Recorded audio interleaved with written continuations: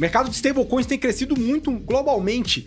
Para poder falar um pouco mais a respeito do desenvolvimento desse mercado também aqui no Brasil, em stablecoins denominadas em real brasileiro, eu tô aqui com o Matheus Moura, que é cofundador e CEO da BRLA, e esse papo começa logo depois da vinheta.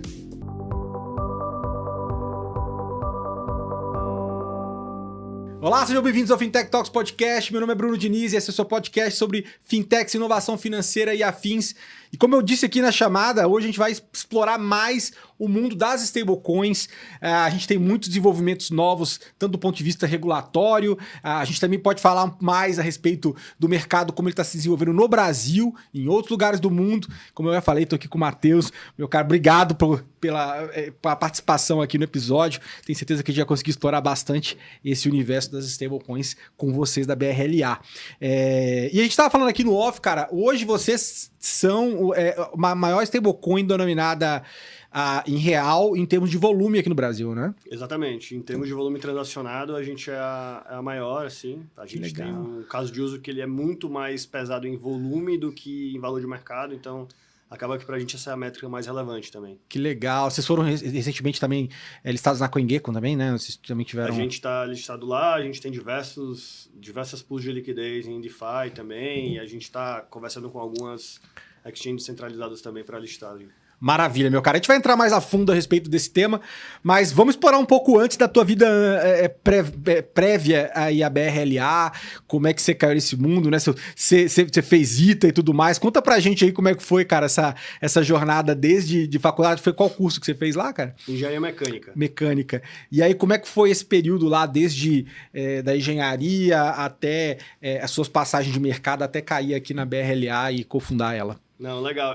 Na verdade, eu sou de Itapipoca, interior do Ceará. Itapipoca, que legal. Eu me mudei com 12 anos para Fortaleza, para morar praticamente sozinho lá, sem minha família, estudar. Sim. E aí, de Fortaleza, eu fui pro ITA. Então, uma das grandes coisas impactantes do ITA é você morar sozinho, né? Mas eu já tava meio acostumado de morar sozinho desde meus 12 anos. Tem muito cearense lá também, né, tem cara? Tem muito cearense. É verdade. Hoje em dia, mais da metade que passa é cearense, é impressionante. Essa galera estuda muito, cara. É muito forte lá essa cultura. Verdade. E eu acho que a grande vantagem é que você mora todo mundo junto, né? Então, você conhece pessoas que estão com você e conhece pessoas que estão se formando, estagiando. Então, você começa a fazer benchmark sobre mercado de trabalho, coisas para fazer desde muito cedo. E isso abre muito a sua cabeça. Então, eu já tinha a ideia de empreender desde cedo. Assim, meu pai é empreendedor. No ITA, a gente tem um incentivo grande. Acho que hoje, inclusive, está muito maior. Mas mercado financeiro mesmo ou outra coisa assim? Na verdade, eu tinha muito a ver com o mercado financeiro de investimentos.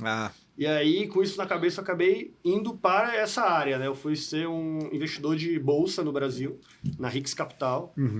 Entrei lá como estagiário e fui crescendo, virei um dos sócios relevantes lá da gestora. Quando eu entrei, a gente comemorou 100 milhões de reais. Quando eu saí, a turma já estava com 2,5 bi de reais sobre administração, então estava bem grande. Que legal. E a gente saiu para empreender nesse mundo de blockchain, na época que ainda nem era BRLA digital. Assim, direto da Rix? Direto da Rix. Mas aí eram outras coisas, assim. A gente quis fazer uma conta em dólares pro brasileiro, usando o blockchain. Que ano foi isso, cara? Foi 2021. Aí, só que não tinha muito aparato regulatório, então acabou que a gente, não é muito... A gente é bem conservadorzão, assim, sabe? Sim. Old school nesse sentido. Então, a gente decidiu montar uma gestora, a gente montou um fundo, um hedge fund, que faz arbitragem de cripto no mundo inteiro. Mas sediado onde? Sediado em... A gestora era em BVI e o fundo era em Cayman, mas a gente tinha uma gestora regulada no Brasil, um feeder fund no Brasil. Então, assim, uma estrutura bem pesada. A gente conseguiu captar 30 bilhões de reais, ficamos um ano e pouquinho com esse fundo. E qual era a tese, cara? A tese era basicamente arbitrar preços diferentes dos mesmos ativos em diversas exchanges, né? Isso cripto? Isso. Pô, que legal. Era uma tese muito legal para o investidor, não tão legal para você conseguir cliente, porque no final do dia, pensa que o cara que gosta de cripto, ele quer fazer múltiplas vezes o dinheiro. Exato. E o meu fundo dava 20% ao ano, 15% ao ano. A galera e o cara que gosta de arbitragem não gosta tanto de cripto. Então você ficava no meio do caminho um pouco ingrato, assim. Mas foi o embrião pra gente ter a ideia para começar a BRLA Digital. E aí, isso foi... quanto tempo? Vocês ainda mantiveram esse hedge fund ou depois ele... A gente ficou com esse hedge fund até começo de 23, que foi quando a gente começou a explorar a tese da BRLA Digital.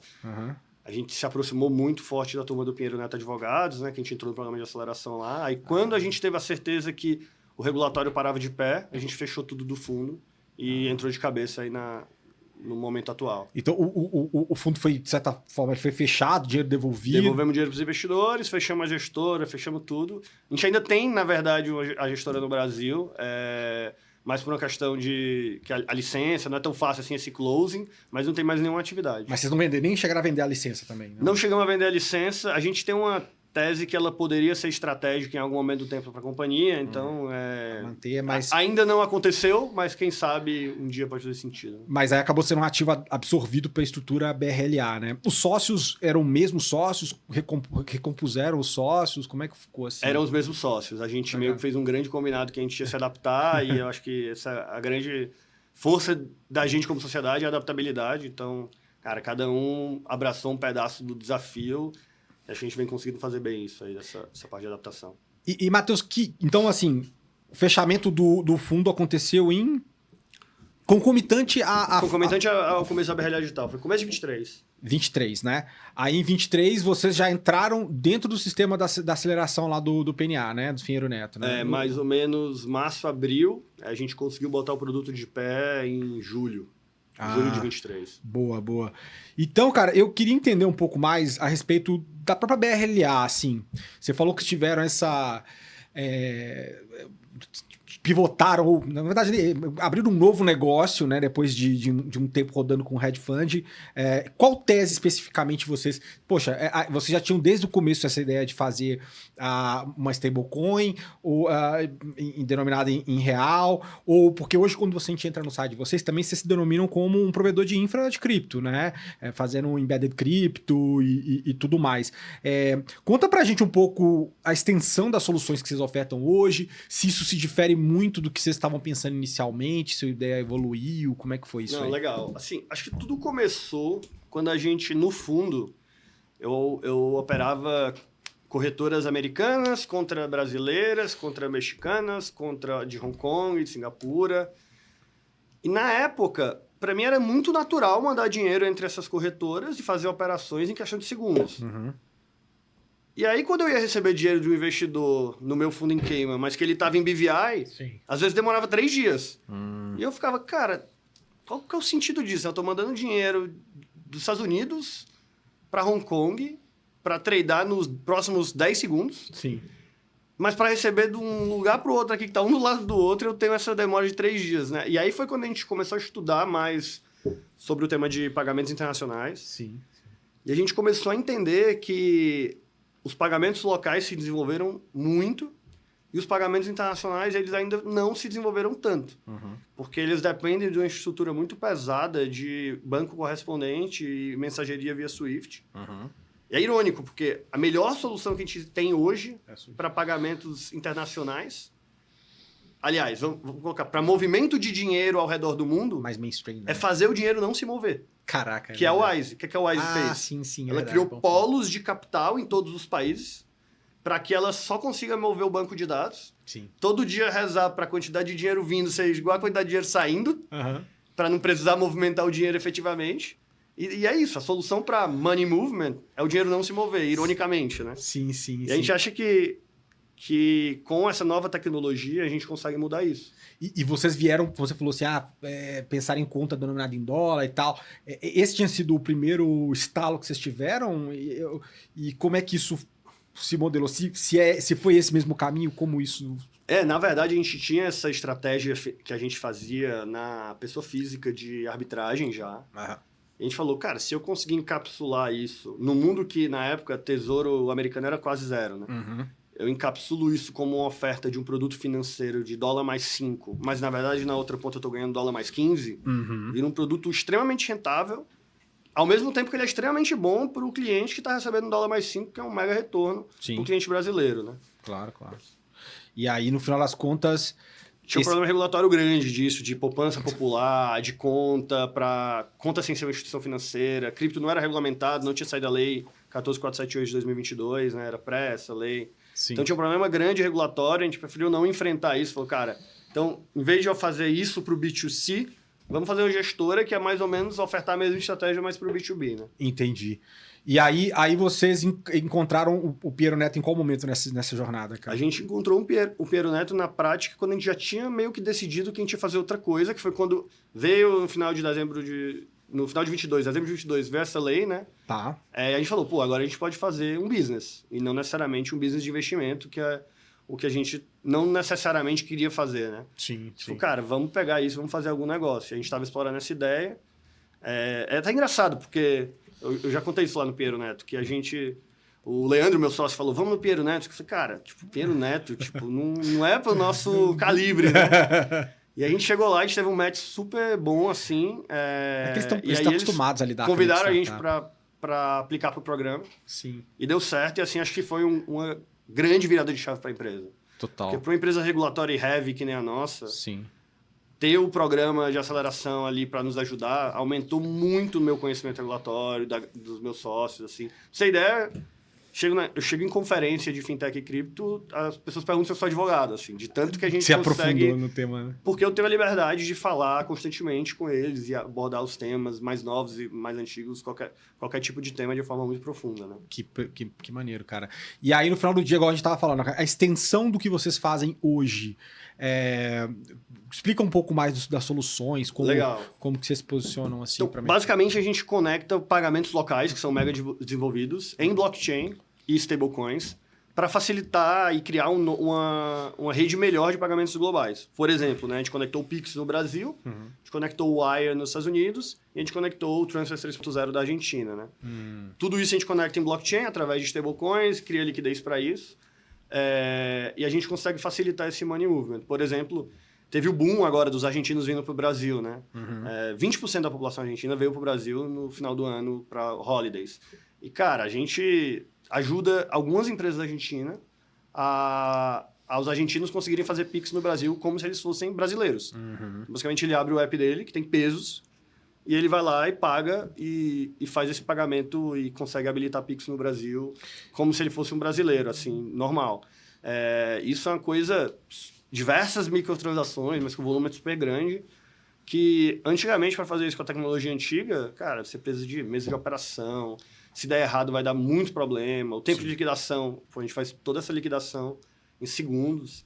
E na prática, a gente faz de uma forma que o cliente que está pagando lá na Argentina está pagando em pesos. Sim. O cliente está recebendo em reais. Então, a parte stablecoin da equação, ela é praticamente muito abstraída, né? Ela é uma ferramenta muito mais que o produto final. Tá dentro debaixo do capô do que roda, né? Mas aí você está basicamente... uniformizando aqui, você tem as pontas dos pagamentos locais e o processamento que acontece no meio é dentro da estrutura blockchain, e aí na hora de voltar, faz a conversão, ele pinga de volta na moeda denominada do cara e tudo mais. Pelo que eu entendi. Exatamente. Né? Mas aí no final das contas vocês são enablers de do mercado que quer receber ou de uma fintech que quer passar a oferecer? Isso é engraçado. Na verdade, a gente sempre trabalha como API, né? Então, meu cliente é sempre no modelo B2B2C ou B2B2B. Ah, sim. Obviamente, quando você vira meu cliente e você quer fazer alguma coisa mais corporate, eu faço também. Mas por que isso, né? Porque eu acho que aí é onde está toda a nossa vantagem de estar construindo uma tecnologia nova, né? Eu consigo fazer de um jeito super escalável para o cliente, super simples de executar, e via nossas APIs compliant por definição com as regulamentações locais, né? Sim. Então, a ideia é que tanto a fintech que tem um consumer app da Argentina, lá, uma fintech que tem diversos clientes, possa fazer isso, mas a gente também tem o caso oposto. A gente tem algumas lojas na Argentina que usam a gente para receber Pix de brasileiro quando eles estão viajando. Então, quando você vai na Argentina e vê o Pix lá, algumas vezes é a gente que está processando esse Pix. É que tem algumas empresas, algumas fintechs que resolveram comprar esse mercado, essa tese desse mercado, né? De tentar... no final, você tá pegando a experiência do Pix e o cara tá conseguindo ter um pouco disso na outra ponta, mas sem com a abstração do que acontece no meio do caminho desse lance todo. Exatamente. Né? E no final das contas, a stablecoin de vocês, denominada em real, é basicamente para poder dar vazão a essa mecânica e vocês também acabam oferecendo isso também em exchanges, além disso, se o cara quiser tradear isso diretamente. Aí tem um pouco a ver com o nosso modelo mental de onde a gente acredita que está indo o mundo, né? Eu acho que o mundo está Pode ser que ele caminhe para uma situação que vão ter poucos vencedores que vão usar stablecoin finance para fazer essa nova onda de cross-border payments. Tá. Mas eu diria que a probabilidade maior é que as fintechs atuais e os bancos também vão seguir essa mesma onda e vão adicionar esse rail de blockchain e stablecoin nas suas próprias infraestruturas. Entendi. E aí, isso não vai ser uma vantagem competitiva no futuro, por definição. Sim. Por outro lado, se o mundo caminha nessa direção, talvez stablecoins não dólar vão ser importantes para agregar essa liquidez no formato on-chain. E aí, nesse caso, a gente quer ser o dono do ativo, porque aí eu consigo criar diversas vantagens competitivas à medida que eu sou o dono do ativo. Obviamente que existem diversos outros cenários. O jeito que a gente pensa moat é mais ou menos quais são os cenários que o mundo pode caminhar, e mais ou menos a probabilidade deles e como que eu me esforço para estar bem representado em termos de vantagem competitiva em cada um desses cenários. Né? Sim. Vocês construíram a solução em cima de que rede, cara? A gente construiu inicialmente em cima de Polygon, mas a gente é um pouco agnóstico em relação a qual chain a gente está. É mais dependente do meu cliente, se ele é uma crypto company. Se não, eu vejo qual é o use case e eu adequo um pouco, eu uso a rede que eu acho que melhor se adequa àquele use case. Né? Se é pagamentos super rápidos que a gente precisa ou é o mínimo o custo mínimo, né? Então, aí eu vou me adaptando e eu deployo numa chain. Se for abstraído, né? Eu que escolho, né? Meu cliente não nem necessariamente vê chain. Boa. No final das contas, cara, quando a gente pensa a viabilização de vários modelos, no final das contas, vocês estão usando o Rail em blockchain para conseguir destravar tudo isso, como você falou, no futuro, à medida que a gente vai tombando o mercado, isso vai deixando de ser um diferencial, mas entendo que vocês têm esse ownership dessa própria moeda de vocês para as mecânicas do que vocês oferecem como serviço corporate. É importante e eventualmente o cara poder também outros investidores utilizarem isso sem ser dentro da dinâmica da solução que vocês ofertam, né? No final do dia vocês conseguiram, aí vocês entraram na aceleradora, vocês captaram logo depois porque o Pinheiro, né, também tem uma parte de, eu acho que é troca por serviço no caso, né? Mas aí também, quem entrou depois no cap table de vocês? Aí a gente captou uma rodada pré-seed com alguns anjos e family and friends em outubro de 2023. Tá. Entrou uma galera bem legal, assim, de mercado financeiro, de mercado de tecnologia, cybersecurity, e um ex-investidor que era SoftBank também, que olhava cripto no SoftBank. Sim. E com esse dinheiro a gente foi meio que... Era o suficiente para a gente tocar a vida durante o ano, assim. E a gente captou recentemente, ainda não posso abrir porque, enfim, a gente vai depois divulgar direitinho, mas a gente captou recentemente também uma rodada seed, que a gente está só terminando as conclusões legais desse round aí para poder divulgar direitinho.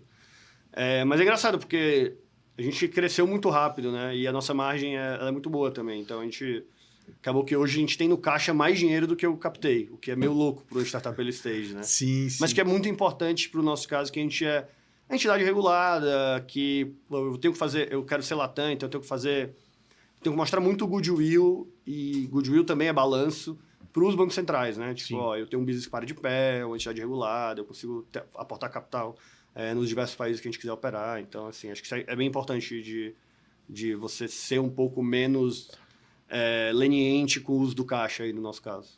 E vocês estão em quantos, a equipe? Nós estamos em 12. E vocês já estão incorporados, vocês estão incorporados só no Brasil, ou não necessariamente no Brasil, às vezes estão com uma estrutura, sei lá, com incorporado fora e tal, mas você necessariamente, como está essa conversa hoje em relação a alguns países, eventualmente está exigindo que vocês estejam incorporados localmente, ou isso não acontece? Isso não acontece, porque a gente está num momento muito incipiente da regulação, mas para a gente é muito importante a gente estar. Porque a gente acredita que, de novo, a tecnologia de stablecoin e o Rail, ele vai acabar virando mais mainstream no tempo. Eu tenho que ganhar outras vantagens competitivas. E uma delas é eu ter o licensing stack e regulatory stack muito bem resolvido para eu poder ofertar isso as a service para os meus clientes. Né? Então, para isso, ter as licenças, estar incorporado, ter um ótimo relacionamento lá com as entidades reguladoras dos países é super importante. E mostrar para eles que você é reliable e consegue enforce que seus clientes sejam reliable, que é mais importante quando você quer atuar no modelo as a service, né? Sem dúvida. Então, a gente está já estudando uma expansão para alguns países, Estados Unidos, Argentina, acho que são os primeiros aí da rota, mas vai ser algo mega importante. Apesar que a gente tem a visão muito mais de regional player Latam do que um player global mesmo. Apesar que eu vou ter todas as moedas porque isso é natural, mas o meu grande foco como regulatory stack, license stack e a Latam. Uma vez que já tá, o mecanismo funciona direitinho, a questão é que vocês vão acabar eventualmente abrindo outras moedas em outras denominações, né? Aqui da América Latina, ainda mais com essa ambição que vocês têm, né, cara?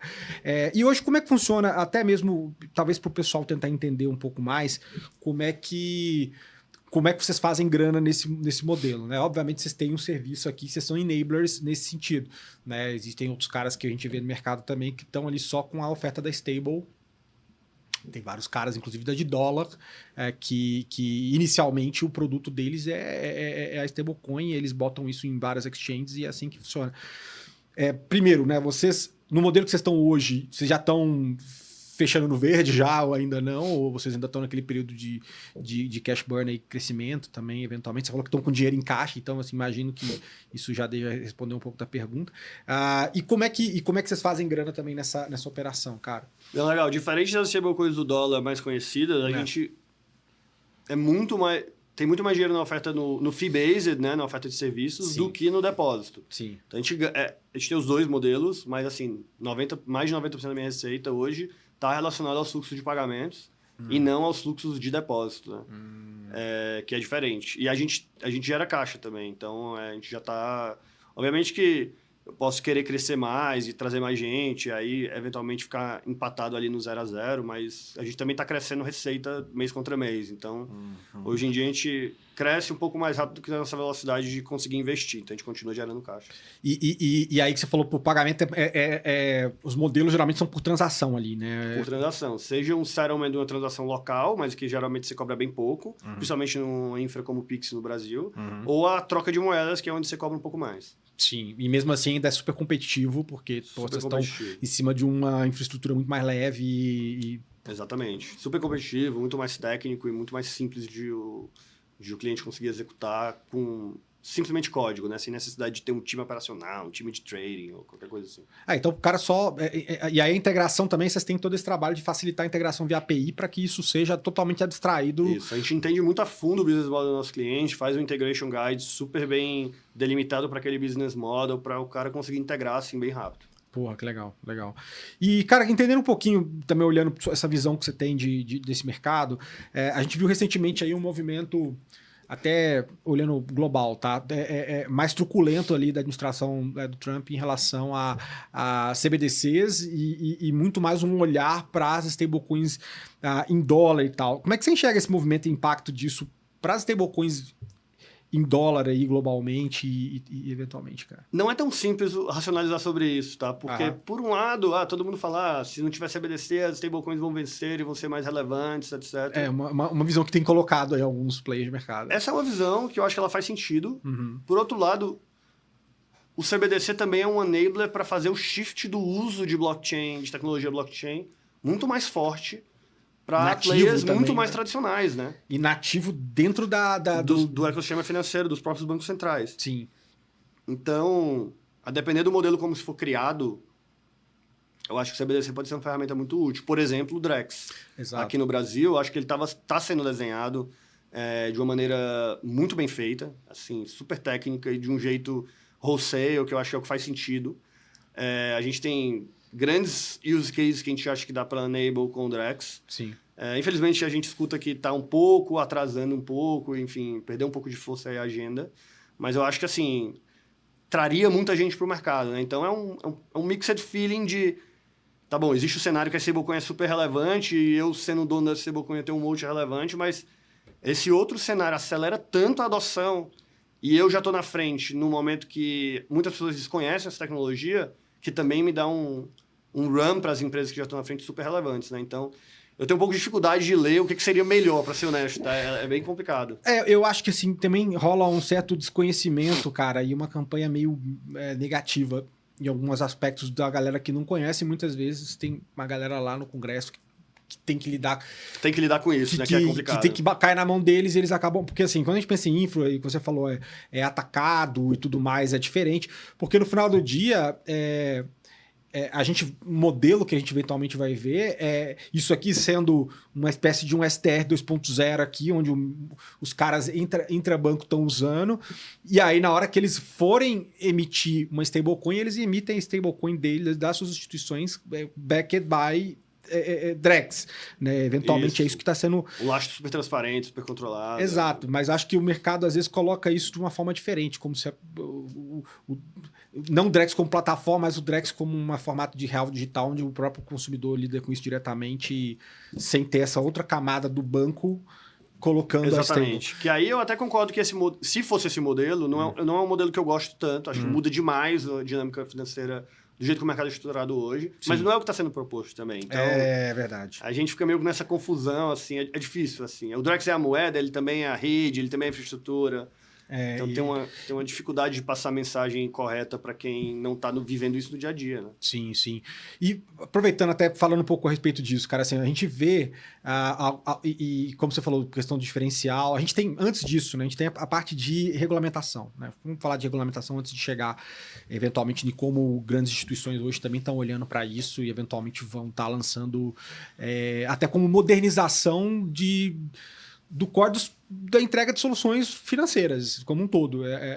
Vai deixar de ser diferencial em algum momento, né? Mas voltando um pouco mais, a gente está olhando hoje, falando muito no mercado brasileiro a respeito da regulamentação de virtual asset service providers, né? Dos VASPs aqui. A gente também tem uma conversa a respeito do stablecoin, também tá rolando. Teve até uma certa polêmica lá em relação a como utilizar isso, que o regulador estava entendendo que às vezes não fazia sentido o cara sacar isso para a carteira dele. Como é que você vê como é que vocês estão vendo e acompanhando? Obviamente vocês estão bem amparados aí com uma banca muito forte, né, cara? Assim, acho que a primeira coisa, acho que vale dar um passo atrás para a gente retomar um pouco da história do que o Banco Central fez, né? Assim, o que é um banco, né? Um banco nada mais é que alguns primitivos financeiros bundled, né? Todos juntos. Por exemplo, o primitivo de depósito, o primitivo de empréstimo, o primitivo de pagamento, de investimento, de câmbio. Então você pega todos esses primitivos, junta e chama essa coisa de banco, e tem uma licença de banco comercial, S1, que pode fazer isso, vamos dizer, à torto e à direito. O que o Banco Central fez, ele entendeu isso e falou, cara, vamos pegar cada um desses primitivos e unbundle em licenças separadas. Então vai ter o SCD, que determinadas limitações existem, mas pode lidar com crédito. Vai ter a IP, que pode lidar com pagamento. Vai ter o Broker License, né? O DTVM, CTVM, que podem lidar com investimentos e distribuição, etc e tal.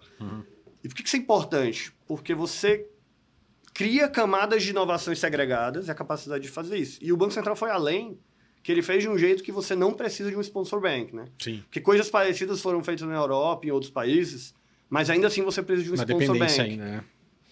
Que essa dependência causa um slowdown na inovação super grande. Sim.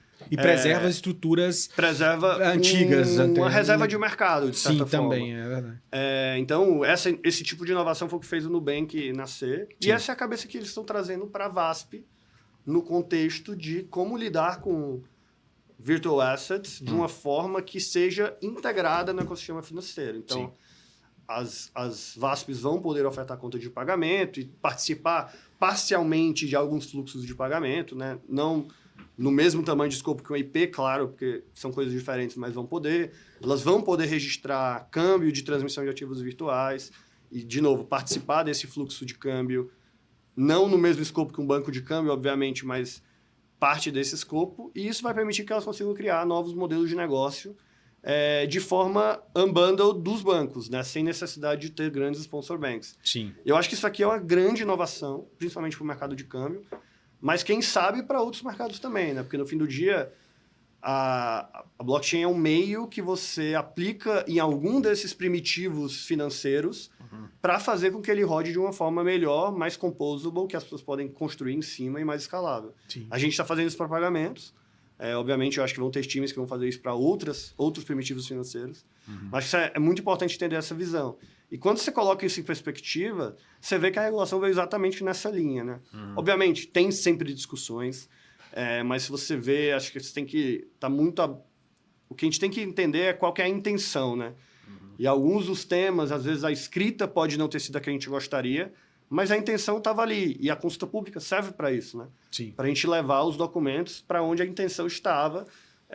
O time do Banco Central é um time super enxuto, trabalhando em diversas pautas ao mesmo tempo. Então, é difícil você conseguir colocar numa regulação extensa, acertar de primeira tudo que você queria fazer, né? Sim. Ainda mais um país que a legislação é bem complicada como o Brasil. Então, a gente tem trabalhado, a gente gostou do primeiro draft. Sim. Tem coisas para trabalhar, eu acho, e acho que o Banco Central reconhece isso, eles estão super cabeça aberta. Sim. Mas eu acho que vai trazer muita inovação. Assim, a gente está super animado para essa fase 2 como uma empresa realmente licenciada. Uma vez que você cria esse arcabouço levando em conta, porque o Money Movement ele mudou também, né, cara, em relação a como é a forma old school de se mover dinheiro. Você até citou, exemplo, a maior inovação foi o lance que a Wise fez, que na verdade você tá meio que... Não movendo. Você não tá movendo, você tá só fazendo um matchingzinho do que você tem aqui localmente, né? E na final das contas, quando a gente joga isso para uma nova infraestrutura, você abstrai isso muito porque você tá caindo numa rede global e aí a coisa meio que fica mais complexo para o regulador, né? Mas uma vez que você coloca os players, como é o caso de players regulados, para poder fazer isso, você tá, tô habilitando novos caras, tô tombando eles para uma outra infra e eu tenho condição de olhar esse cara até para poder lidar com a questão de visas e tudo, que também é um papel deles, né? Você não acha que tem um pouco de... Como é que você entende essa dificuldade, somente quando a gente pensa para o corporativo, fica mais simples talvez, porque tem uma licença para que eu consiga olhar o cara que está fazendo isso, independente do rail que ele está usando para fazer isso. Mas quando a gente joga isso para pessoa física, a coisa fica um pouco mais complicada para o regulador, né? Como é que você enxerga, cara? Assim, eu acho que sim. Diretamente que eu tô falando. Até certo ponto. Assim, a blockchain, uma das coisas boas para o regulador, tem duas grandes, né? É que quando você está fazendo smart contracts, o que está no código é o que vai acontecer. Sim. Então não tem espaço para interpretação. Exato. E a segunda é que ela é bem transparente. Assim. Se você tiver as ferramentas certas, você consegue entender que wallets estão relacionadas a outras wallets que você tem mapeado o CPF. Você consegue entender que elas estão relacionadas a outras coisas e eventualmente ligar a potenciais problemas no ecossistema financeiro. Sim. Então, assim, eu acho que quem tiver querendo fazer coisas escusas deveria, na verdade, estar fugindo desse rail. Sim. Principalmente agora que os bancos centrais estão de olho nisso. Cara, as ferramentas vão ser construídas muito rápido, muito mais rápido do que a gente imagina, para você conseguir monitorar isso. Assim. A gente já tem internamente grandes ferramentas para a gente conseguir monitorar isso, seja softwares que a gente usa, seja coisas que a gente construiu in-house.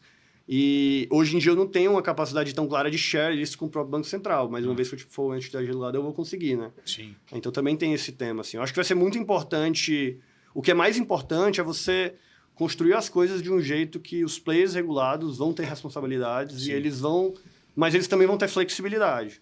E quando você tira a flexibilidade, você acaba abrindo espaço para o cara que ele é mais agressivo e ele vai ser mais escuso, aí vira uma competição um pouco desleal, que é quem quer fazer as coisas by the book, quem quer fazer as coisas de uma maneira um pouco mais agressiva. Os caras vão começar a procurar loophole, né? Vai começar a querer procurar... Exatamente. Quando você zonas cinzentas force ali, o cara para achar as zonas cinzentas, fica um pouco complicado, porque aí o que você queria era visibilidade, acabou que você ganhou o oposto, né? Você perdeu visibilidade. Sim, sim. Mas a despeito, acho que da regulamentação, a gente já tinha alguns players atuando aí nesse mercado, principalmente falando de stablecoin aqui e tudo mais, né? Então, assim, daí a gente já vê que, independente da regulamentação, alguns negócios simplesmente vão acontecendo. Claro que quanto maior isso vai ficando, mais isso tem alguma coisa sistêmica, um componente sistêmico aqui, e o regulador começa a olhar com certeza. Mas se a gente pegar desde o surgimento do Bitcoin para cá, cara, a gente abriu também vários novos players, todo o ecossistema se formou, né? A gente tem desde do player de tecnologia e surgem novos problemas, e aí você começa a ver chain analysis, você começa a ver todo um monte criando um ecossistema para resolver as novas dores, né? Exato. Então, assim, esse mercado vai ficando cada vez maior, né? Qual que é a análise que você faz a respeito desse avanço desse ecossistema, cara? Tanto como a gente tem desde provedor de tecnologia, startups, novos projetos, casas de análise focada especificamente nisso, gestoras. Então, assim, a coisa é uma... Não é só uma mudança de infra do mercado, é tudo que vem junto com isso, né? Enfim, dessa forma mais programável do mercado financeiro no componente que a gente lida ali, que é o dinheiro programável. Como é que você vê, quais outras tendências você vê dentro desse espaço, cara, e eventualmente aquelas que ou que vocês já estão atuando diretamente ou que não estão atuando e estão vendo como promissoras, sobretudo considerando o Brasil, para onde ele está caminhando regulatoriamente, visto que vocês também estão super afiados aí com o tema regulatório também, cara. Não, isso é bem legal, assim. Eu acho que agora a gente está vendo muito time, vou colocar dessa forma, mais tradicional, que vem de empresas tradicionais de tecnologia ou big techs, mas eu quero dizer que não vem do mundo cripto, para tentar usar a tecnologia blockchain em prol de resolver um problema real. Tá. Isso é meio que uma quebra de paradigma, que a gente está saindo daquele movimento recursivo, que é eu vou ajudar a pessoa a comprar Bitcoin mais fácil, eu vou ajudar a pessoa a tradear mais fácil, ou a se alavancar em cripto, para comprar cripto, que é um tema recursivo, né? Que eu estou sempre atrás do cripto pela cripto. Sim. E cada vez mais falando como que eu aplico essa tecnologia para um caso de uso real, que às vezes ele é até abstraído. Sim. Tipo, eu não sei. Por exemplo, na parte de dívida, a gente vê times tentando... Com o Durex isso seria muito mais fácil, mas vê times tentando fazer colateral de imóvel, por exemplo, e ele sabe... Ele tem um flag se aquele imóvel está alugado ou não, para ele dar em garantia de uma dívida, para que em eventos de default, um smart contract já trata isso e já entrega a garantia e evita um monte de problema jurídico, reduz muito o custo de legal expenses, que é um problema gigante no Brasil.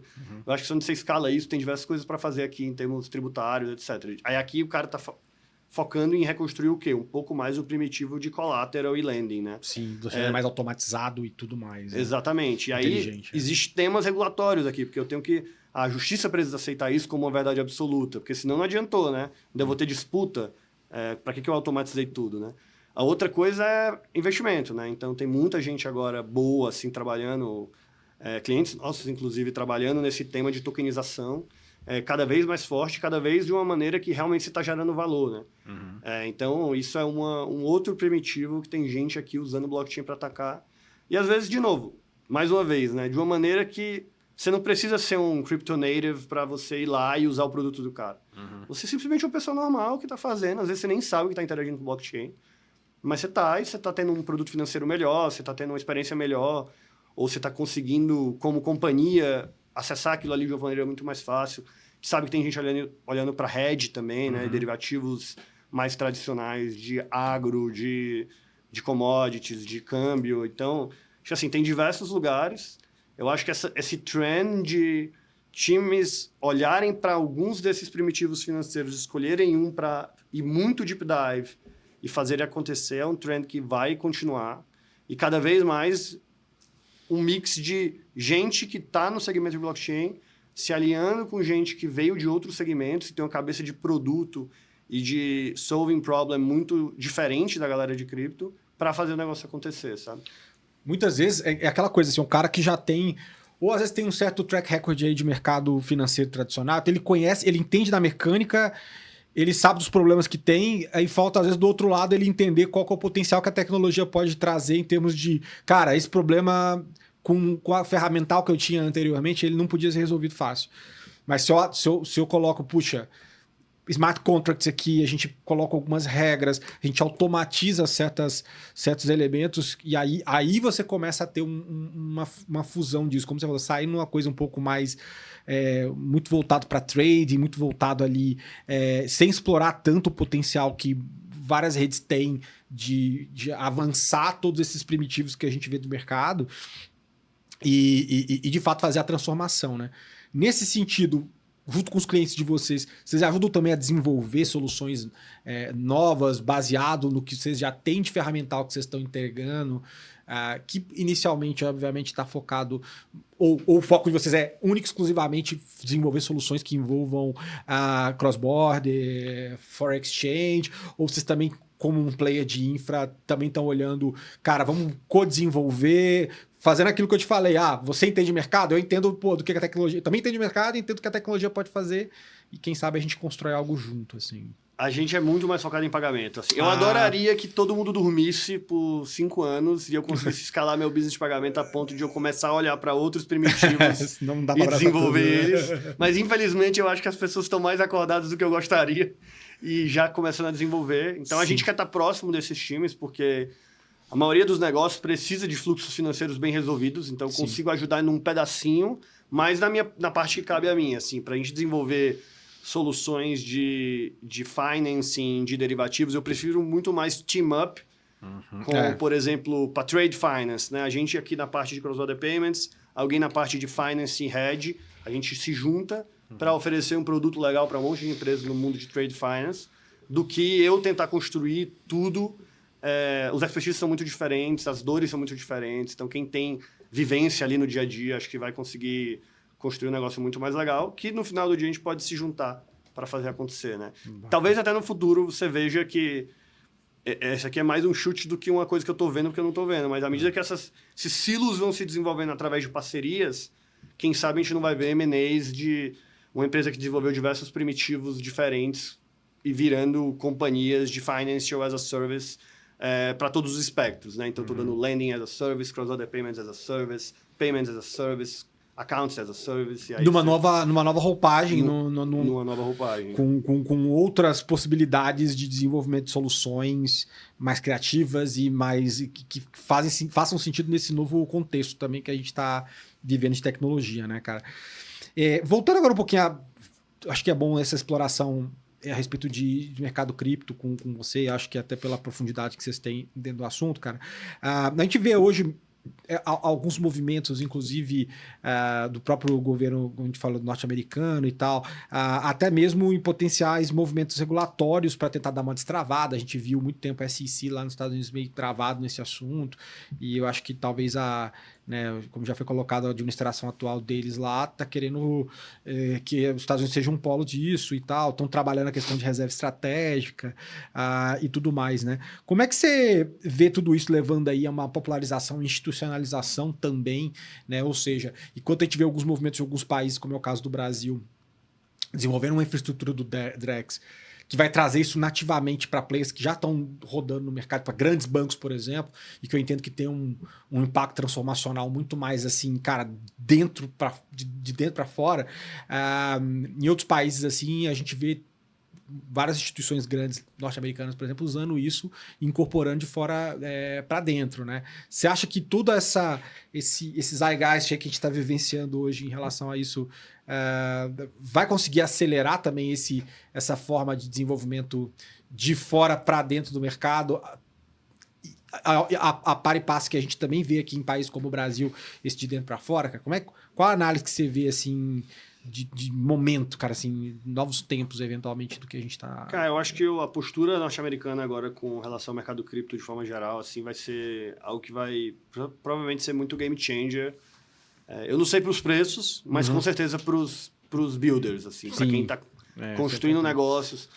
Porque um dos motivos também de muita gente querer fazer negócios recursivos é um pouco do medo regulatório, né? Se eu fizer um negócio que é muito interdependente de eu precisar de aprovações, porque eu estou tocando muito real world, aí será que eu vou conseguir escalar? Eu vou receber uma portada na cara, uma barreira ou qualquer coisa. Vou esbarrar numa reserva de mercado, de uma dinâmica de lobby que já uma dinâmica que eu não consigo, tipo, o obstáculo é tão grande que não dá, entendeu?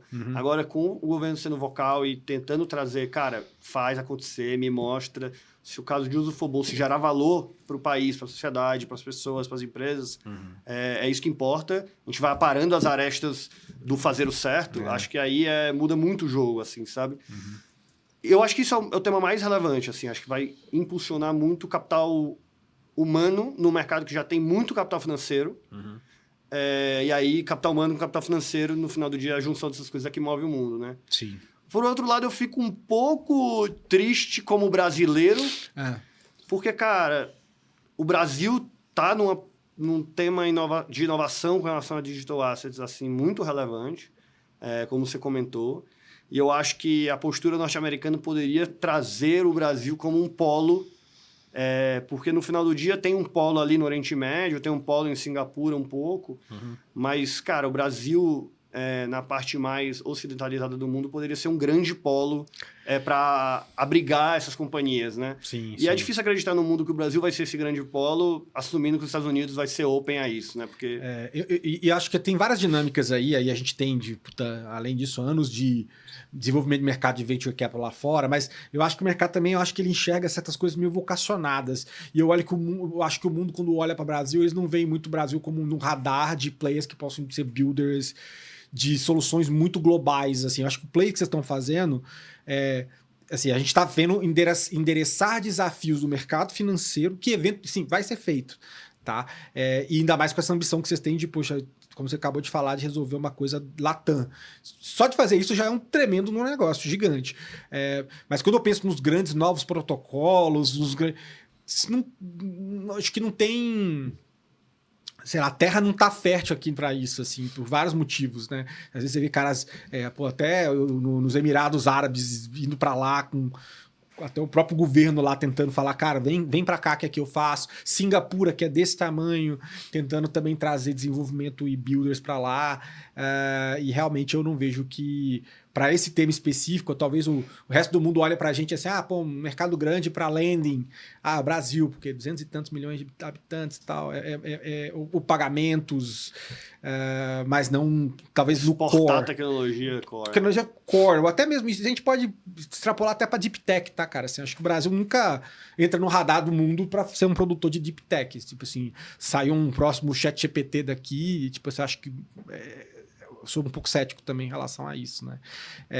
E falando um pouco de IA, cara, até aproveitando, assim, eu geralmente pergunto para alguns players que vocês têm utilizado dentro dos fluxos de trabalho internos de vocês, isso ou não? Eu sei que vocês são aí da patota aí do Ceará, que também aí junto com a turma do Jota, que já veio aqui, com o Davi e tudo mais, vocês também estão próximos e tal. Vocês têm olhado para essa tecnologia e eventualmente buscando desenvolvimentos? Legal, cara. Um salve pro Davi aí. Mas, cara, eu acho que assim, tem que olhar. Acho que a gente tá num mundo que...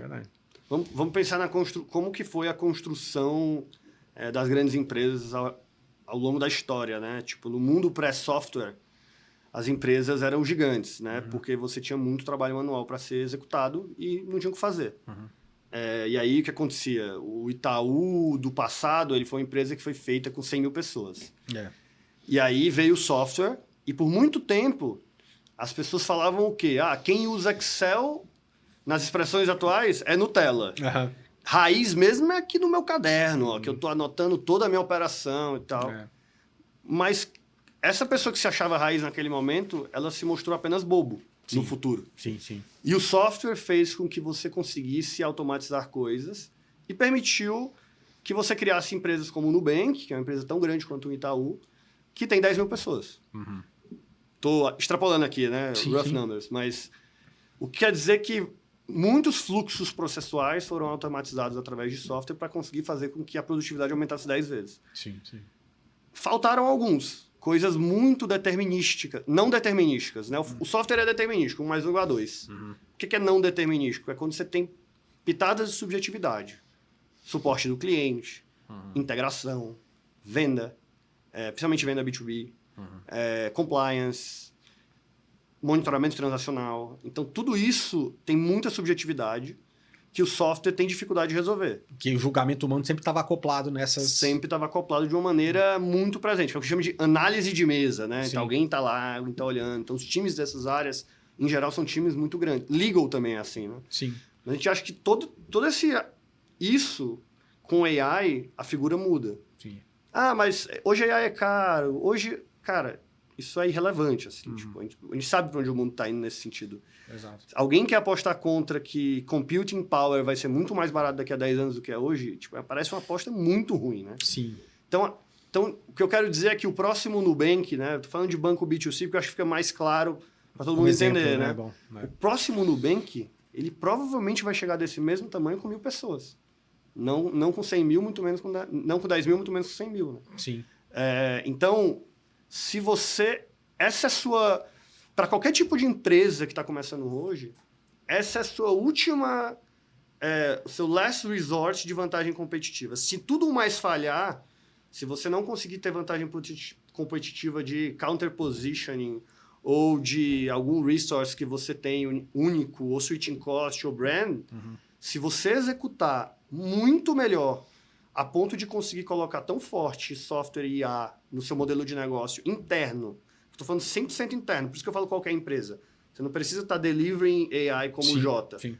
No seu modelo de negócio interno, para você ser uma empresa que escala extremamente bem, com pouquíssimas pessoas, você está desperdiçando talvez a sua última esperança de vantagem competitiva, que é de fato uma vantagem competitiva. Sim. Ela é difícil de você pagar por ela, mas você tem que buscar ela, do mesmo jeito.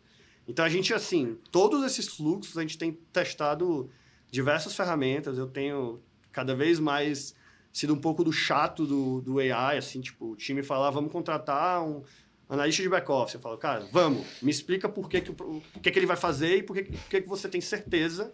Tipo, P95, né, 95% de certeza que o trabalho desse cara não pode ser automatizável com AI e software nos próximos 2 anos.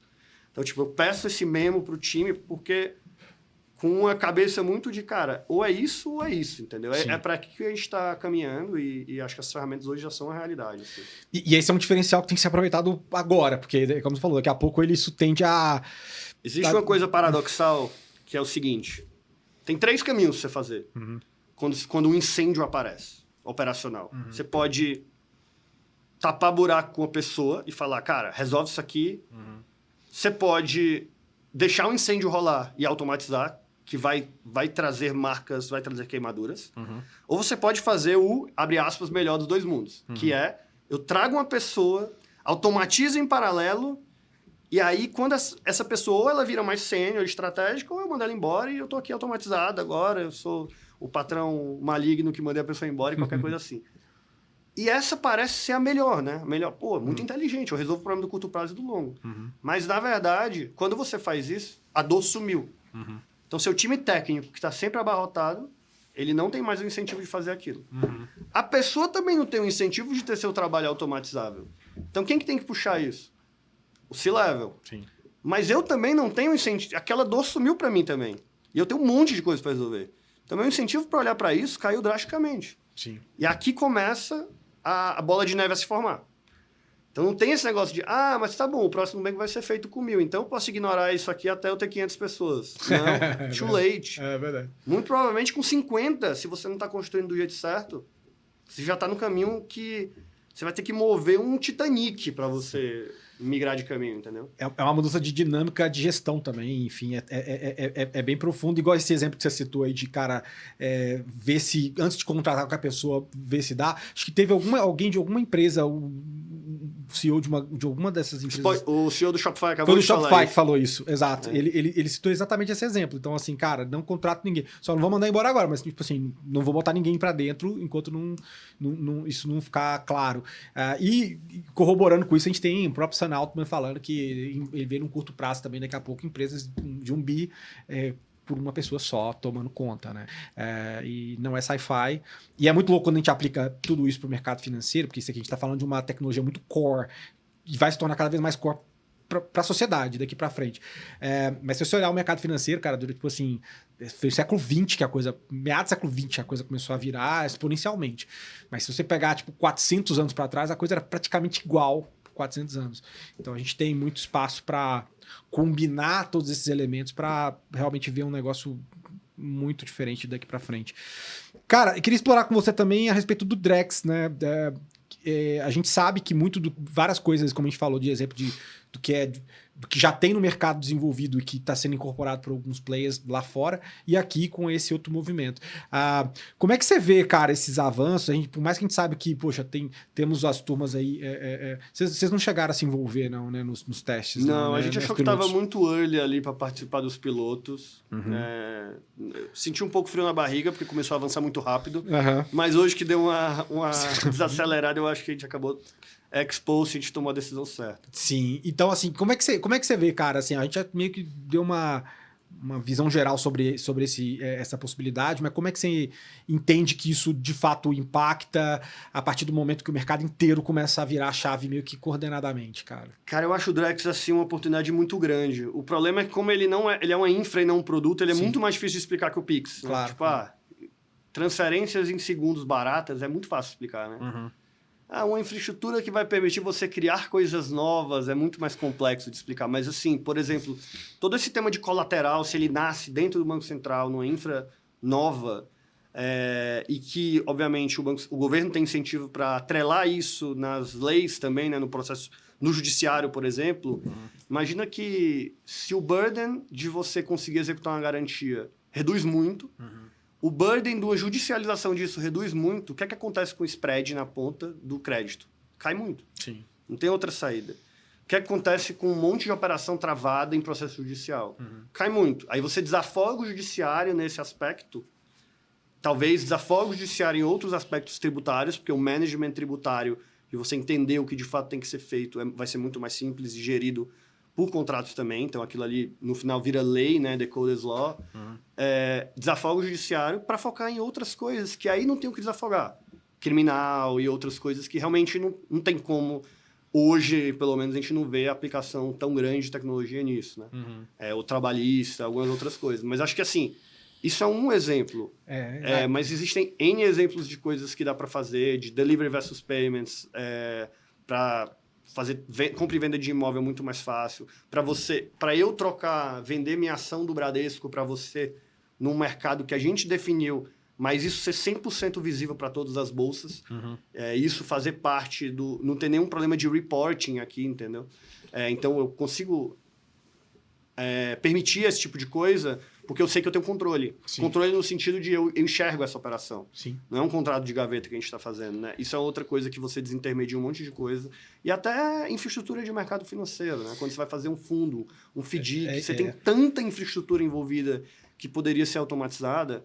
E aí, um agente fiduciário hoje, ele poderia ser simplesmente um fiel da balança para assuntos subjetivos de smart contracts, que vão existir. Sim. Que eles seriam os agentes de confiança, né? Mas seria um trabalho muito mais... menos heavy em gente para eles também, e que, no final do dia, isso é tudo custo sistêmico que a gente está jogando para baixo, que se reflete em quê? Se reflete em preço melhor para seguro, se reflete em preço melhor para financiamento, se reflete em preço melhor para hedge, para custo de operação.